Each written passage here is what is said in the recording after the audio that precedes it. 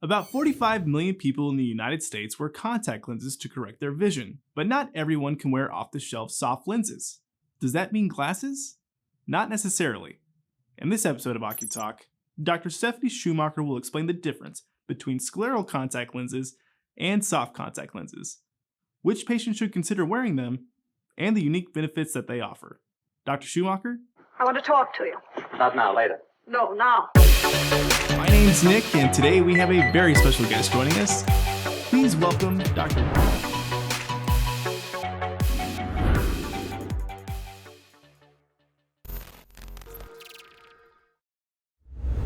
Hello everyone, and thank you for joining us for a brand new episode of OCuTALK.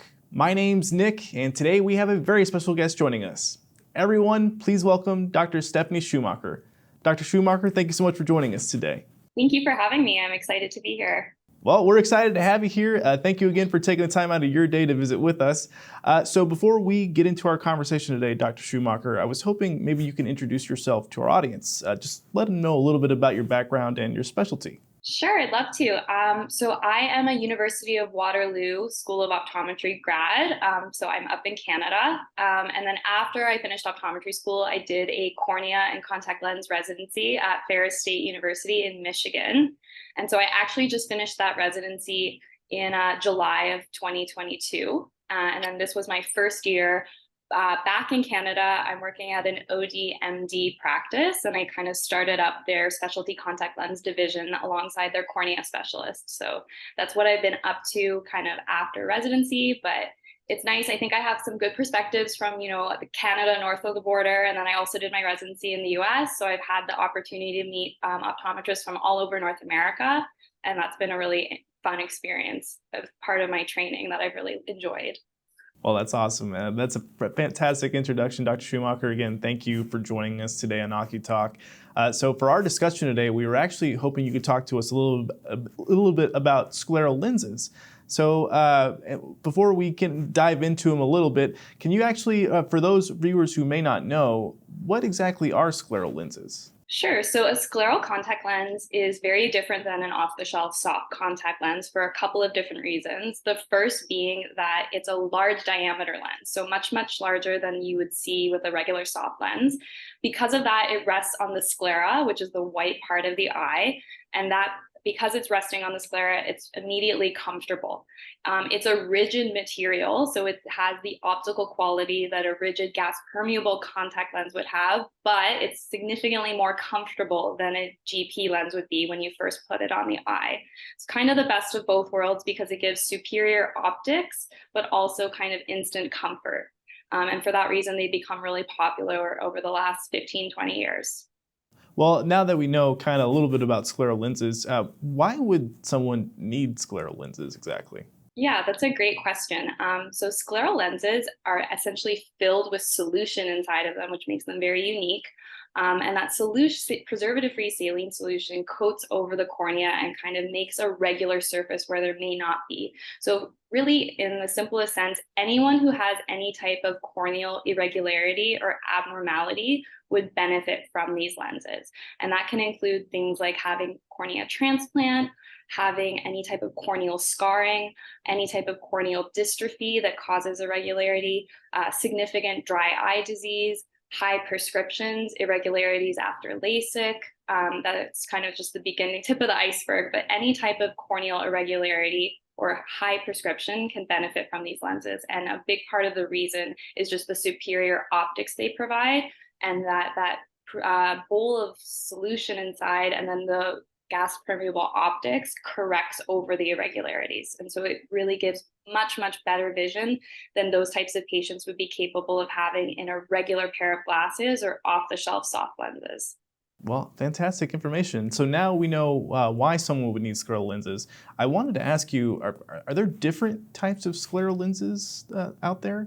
Yeah, Yes and no. So, at the end of the day, a scleral lens is a scleral lens. That being said, there's a lot of different labs and manufacturers. So there's different brands of scleral lenses. And then also within a scleral lens, there's a lot of different design elements that you can add. So, you can have a traditional scleral lens. You can have a toric scleral lens that has astigmatism correction in the front. You can have a toric scleral lens where the periphery of the lens has different meridians to give a better fit. There's multifocal scleral lenses that give both distance and up close vision. There's scleral lenses that can correct higher order aberrations. So that's kind of a new area of scleral lenses, but the different design elements that are in a scleral lens can create different types of scleral lenses. But ultimately, there's only one type. A scleral lens by definition is just a rigid lens that's, I think, more than 13, 14 millimeter diameter. Gotcha. Perfect.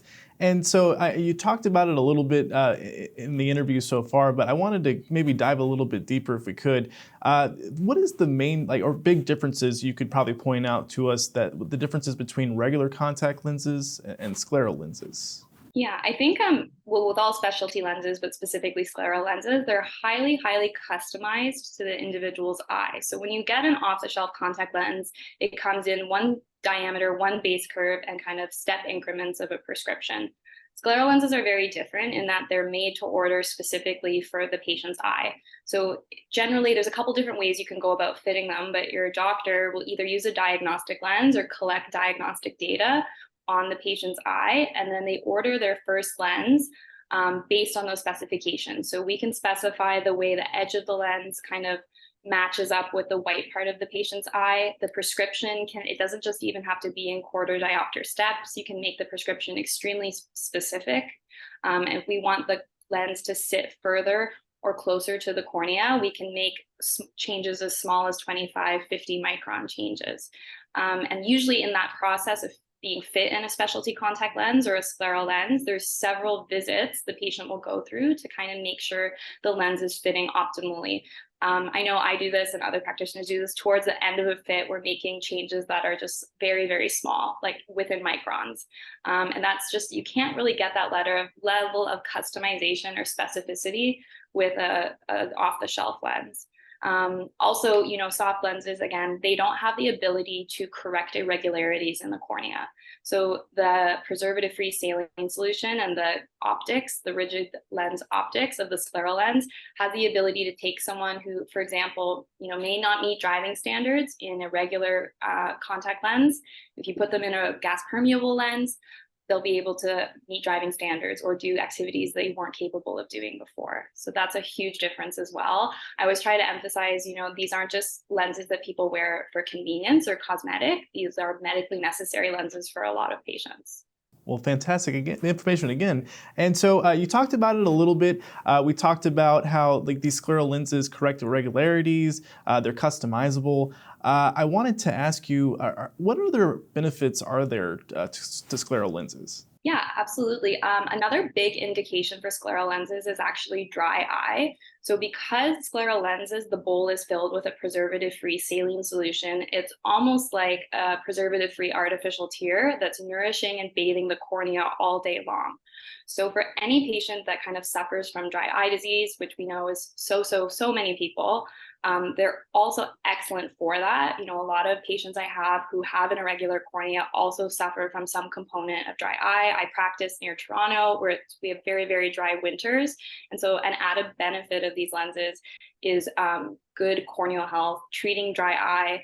We all have those patients who are kind of using an artificial tear every hour on the hour. And when someone's at that point that they're using a lubricating drop that much, scleral lenses can be a huge benefit to those patients as well. Awesome. And we talked about it a little bit at the beginning of the interview, but I wanted to also ask you, is there an ideal candidate that you recommend scleral lenses to, like someone that you see in your office mostly who definitely benefits from these scleral lenses, or not really? Yeah. I think there's kind of two schools of thought. There's like the ideal candidate. And when I see those patients on my schedule, it's like, oh, this is going to be excellent, easy, straightforward. And I would say like my younger keratoconic patients, like those patients, who maybe have a history of wearing contact lenses, they're like 20, 30 years old, they're keratoconic. Those are, I think of as like perfect candidates for scleral lenses. They generally don't have too many issues with insertion and removal training. With keratoconus, we always get such a great result in the visual acuity. I work at a office with a cornea specialist, so sometimes we have patients who kind of are borderline for needing a transplant. And then we do a scleral lens trial to see if we can get any improvement in vision before we move to a transplant. Those cases are always like a little bit different because we're kind of on like a last resort option. Sometimes the scleral lens can't give quite as much of a benefit as some of the other cases.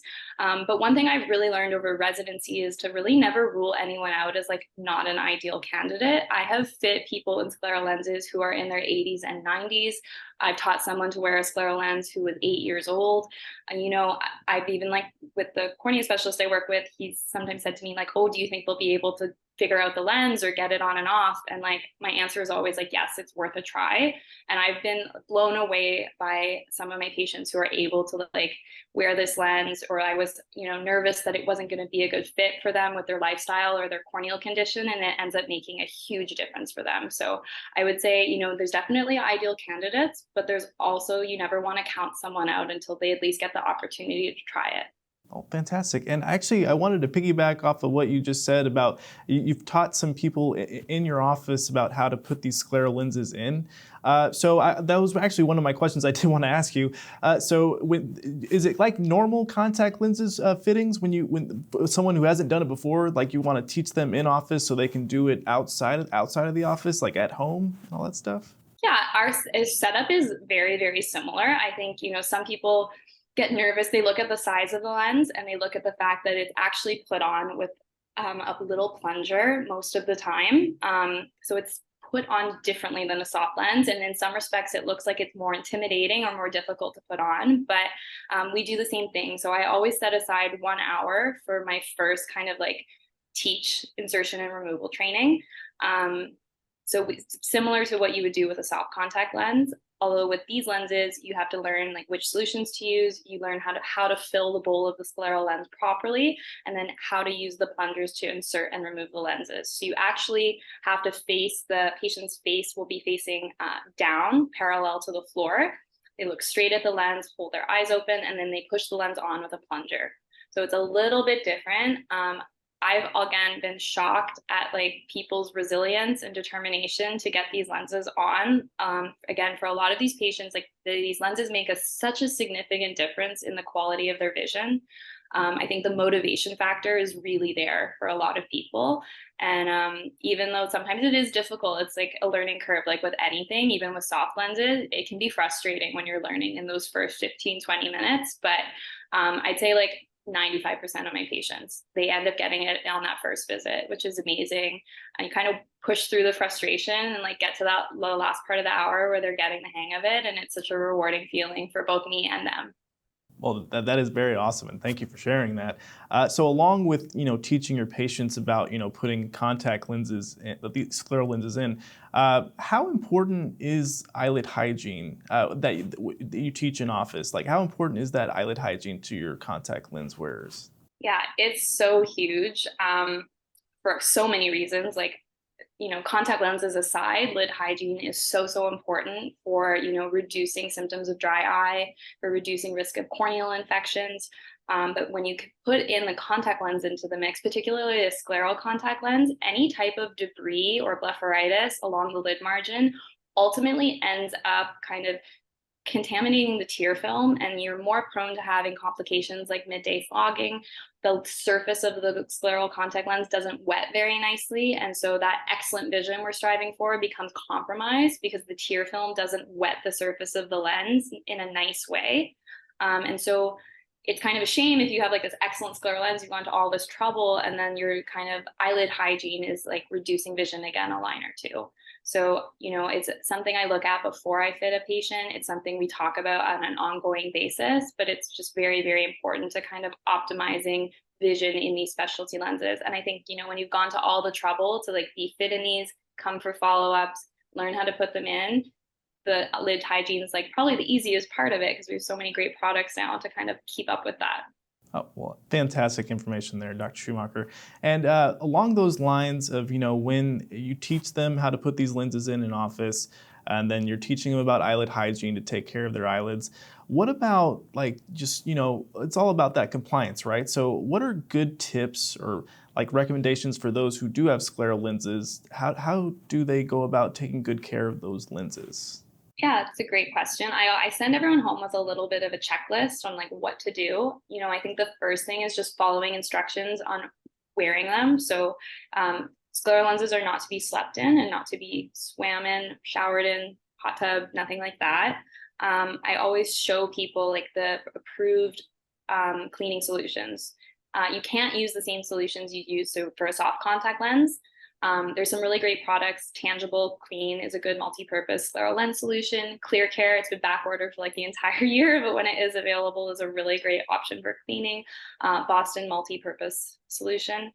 So I go through that, giving the lens a little bit of a rub. I always say it's like a little bit like doing the dishes a little before you let them soak. You give them like a small rub to get off any debris, that sort of thing. If the scleral lens has any kind of enhanced coatings on it, a really popular one is Tangible Hydropeg. Taking care of that coating, not using an abrasive cleaner with it, using the Tangible Boost solution to make sure that the coatings stay in good health for the duration that you have the scleral lens is all really important. And then also just making sure you're not, rinsing them with tap water or using like non-approved solutions. I think probably the solutions is the most complicated part of wearing scleral lenses because there are so many solutions on the market and then very few that are compatible and optimized for a scleral lens. So, I always try to take time in my consults to go over very specifically what is and is not to be used, but it is really important for kind of preserving the longevity of the lens. Well, awesome advice, Dr. Schumacher. Thank you for that. And are there any new technologies that are on the horizon with scleral lenses right now that we should be on the lookout for? Yeah, I think there's every time I go to any type of contact lens meeting, I'm always blown away by everything coming down the pipeline. I think I alluded to this earlier, but I think one of the really cool innovations these days is higher order aberration control. So scleral lenses or any type of rigid lens, correct higher order aberrations already compared to regular glasses or a soft lens. But there's new technology available where you can actually do a scan with a regular scleral lens on the eye and see if there's any residual like trefoil coma that might be causing aberrations. And these are very common in patients who have ectasias or corneal irregularities. And then they can manufacture the final scleral lens to kind of correct those higher order aberrations, which is really, really cool. I think this isn't exactly new, but Christine Sint of the University of Iowa has designed scleral lenses now that are essentially almost 3D printed. So instead of fitting the lens diagnostically, you put a mold on the eye and then you send the mold of the eye to their lab and they mail back a lens that is highly, highly, highly customized, even more than a regular contact lens. So these impression-based designs, they're called, I think are in the last 5 years have really taken over and are really awesome, especially for those patients that are highly complex. Not everyone necessarily needs that technology, but for the patients that do, I think it's so valuable to have. That is some fantastic technology that we have to be on the lookout for with that, but thank you for that information. And so before we leave today, Dr. Schumacher, was there anything else that you'd like to let our audience know about? Sure. I think, one thing that's always shocks me is sometimes I've had patients referred to me for different corneal irregularities, scarring, the list goes on. And they kind of say to me, like, how come nobody recommended this to me before? Like, is this something that's really new? I've never heard of these before. And it's not really that new. We've like in, I guess, 20 years, 25 years, we've had access to scleral lenses. And I never know how to answer that question. I say, oh, they're new. Like, I'm sorry you didn't hear about this sooner, but I would say, as a patient, if you're not having the type of quality of vision that you want, this is something that you should ask your eye care provider about. And to any like eye care providers out there, I think scleral lenses are a really awesome thing to incorporate into your practice. And if you're not fitting them already, it's a great idea to kind of look into it. But if it's something that your practice is not like set up to do or equipped to do, it's always a great idea to kind of see in the area any optometrists that are kind of specializing in this area. And I think interprofessional referrals for these kind of areas of specialty are really awesome. So if you have a patient who you think could benefit from a scleral lens, don't hesitate to educate them about it, make a referral to someone who offers those services, even if your office doesn't, because I know people really, really appreciate like how life-changing these lenses can be. Well, fantastic information and fantastic advice. Everyone, that was Dr. Stephanie Schumacher. Dr. Schumacher, thank you so much for joining us today. Well, thank you for having me. It was great.